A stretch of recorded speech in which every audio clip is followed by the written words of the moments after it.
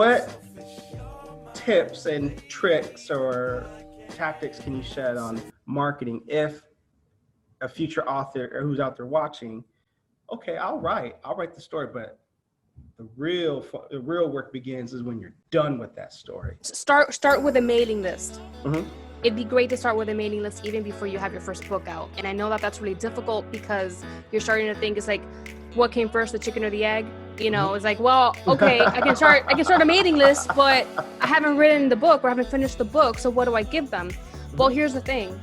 Everyone you bring into your mailing list, you want to give them something in order for them to join. So let's say you take a break of writing your book. And then in order to write a free novella or a free novelette on a character, or on a side character, for instance, of the book or series that you're writing, treat that book like you would any other book. Slap a professional cover on it, have it edited, give it a good blurb, all of that.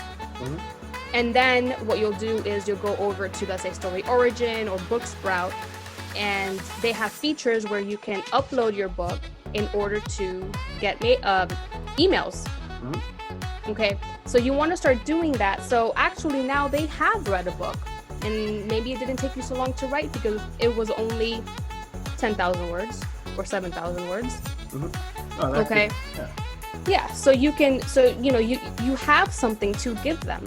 So weekly or bi-weekly, however you want to do it, email them. Tell them a little bit about yourself, about your writing process, where you are at the stage of getting your first book out, and just if you can find the time to write a little short story or whatever to give them for free, that's great, but you don't have to do that. Give them Q&As, have them interact with you. Ask them, hey, I have trouble naming a character. Can you help me out? And see what they tell you, because what you want to do is you want to increase engagement. This mailing list, these people who are getting to know you, when you do have your book out, they are now more likely to buy your book than when you first get a book out and you say, oh, now I need a mailing list. And so you start getting people, and then you're like, buy my book because your book just came out. They don't know you. Right. So it really does help to start establishing relationships from the very beginning. Now, honestly, to do ads, you can start practicing with ads for your first book like I am, to start tweaking your ads and seeing which keywords work and those sorts of things. But it really isn't until you have at least 3 books or more out that you will start seeing a read through. And then that's when you start actually seeing revenue and see because you're spending money on book 1. Now you could have standalones and then you'll be making more ads. If you have a series out, then your ads are only going to be book 1. Yeah. So that to me is better. There you go. But it all depends on what you write. Some people may say, well, that story's already been written. Okay, well, it hasn't been written by your voice. Yeah, so it doesn't matter. Yeah, so just people like different perspectives. I mean, it's not like there's a one personal development book, one all be all. There's different angles of it, Yeah, exactly.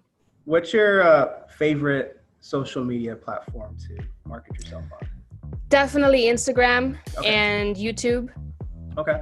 But mainly Instagram, because the Bookstagram community or the writers community, the readers community in Instagram is huge. It's already established, and there's just so much room to grow and meet other authors and reach your readers on Instagram. Whereas with TikTok, because it was so new, now a lot of those Bookstagram people are going onto TikTok. So now it is actually growing and is being really cool. Yeah. But now Instagram has Reels, so they're kind of competing. So it's amazing how much it's grown with the stories, with the Reels, with the IGTV, and of course the regular feed. So just establishing a good community anywhere is great.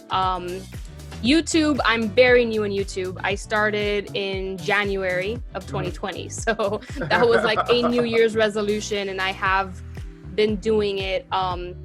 Some weeks I haven't. This week I didn't post because I got way too busy with things. But next week there will be a video, and that's been going great. It's been a lot of fun, and I get to meet other people in the writing community. So met me on that's YouTube. Great. So And met you on YouTube and Facebook. I don't really get on there. I agree. I will say it. You don't have to say it. I think Facebook sucks because you make a post, and let's say you have 500 people who follow you on your author page. You do a post. Facebook is like, okay, we'll only show it to maybe 50. But if you want all of them to see it, you got to do ads. Where at least Instagram, it'll show you probably a little bit more, but you have the hashtags.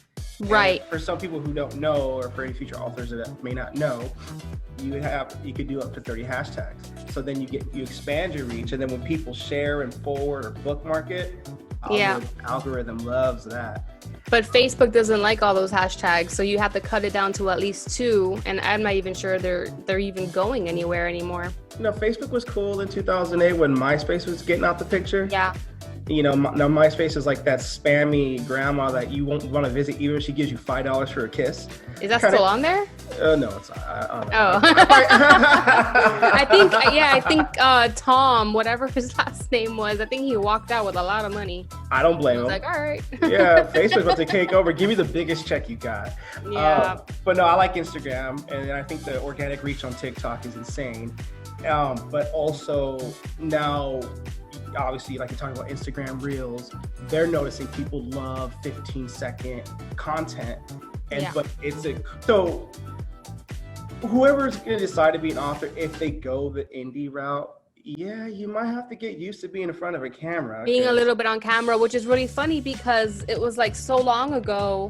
You know, like Charles Dickens never had to worry about being extroverted or being in front of the camera or being, you know, whatever, you know. And nowadays it's like, well, if you're going to be an author because you don't like to talk to people, I'd rather just write. I just want to write. Well, now you got to talk. Write. Yeah, I got to be seeing now. I haven't done too many TikToks lately because I just don't have the time to sit there and edit them and do the, you know, because you can really get lost on TikTok, and it's like I really need to be writing, you know. So that's the one thing that I wish I had more time to do, is make more videos for TikTok and for Reels or whatnot. But lately it's really just like it's a time crunch for me. So that's one negative. That's something that TikTok really has showed us is people love those really short video. I don't know. Heck yeah. Think of TikTok like this. Think of like going to a restaurant and all you're going to say is like, I am on a strict diet. I'm only going to eat a few chips and salsa. You eat the whole thing. Exactly. That's exactly what TikTok is. It's digital chips and salsa.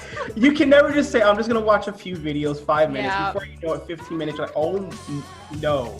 You know, got the kids banging on the door, daddy, or something like that. They're hungry. They're hungry. Yeah. I'm not. I'm joking. I'm joking. It's dangerous. It's a time eater. I'm joking. I keep my kids full. Public service announcement. But no, and then also YouTube is coming out with YouTube Shorts, and then we know about Reels, and here we go, another videos. So no, everyone is bidding for attention because they see the power of 15-second clips or short videos that just come in and come out. And then as for YouTube, I used to post more on TikTok, but once I started the YouTube and self-taught myself video editing, where I paid people to edit the first video. Right. And after I realized, why am I spending this kind of money to have a video edited where I could do it myself? Probably not as good as they can, but at least serviceable. It's time consuming. Video editors, they charge a lot of money. No, and it's time consuming. I mean, to edit a 10-minute video, unless you're just doing like a stimulus check update or something political where you just have intro music, your Instagram deal, you record a 7-minute deal, you probably only spend 5 minutes editing or something. Where if you're doing like music, mash, text, smash cuts, trimming, no, that 7-minute video audio clean up and all that stuff, it takes about 4 hours. Yes, it could take you easily a couple hours minimum. So no, but it's definitely, after doing YouTube, didn't have much time to upload on TikTok. But the good thing is it takes a platform to grow a platform. It's like this holy trinity of I'm lucky that my husband, he's very techie, so he does the video editing for me. So I just record and then I give it to him, and then he takes like 4 hours. The way he just told you. I'm gonna tell people this. I'm gonna put you on blast a little bit. That's fine. Okay, so when we connected on Zoom, I couldn't hear her, and I'm like, I know my audio is fine because I tested it out with a friend of mine. Her husband came in here with this fancy UK accent. Well, darling, just turned it on, and it's right here. And then it worked, and I was like, "What? I did that before. It just doesn't like me." I know he made a statement of just turn the button on, but it sounded like an equation because it was so. That's because he's an engineer. We're all good at different things. Exactly. Thank you again for your time, Killian. This was awesome. No, it's my pleasure. Thank you so much for having me on your channel. Hey, no problem. We probably are going to do this again. Sure. All Definitely. right. Just let me.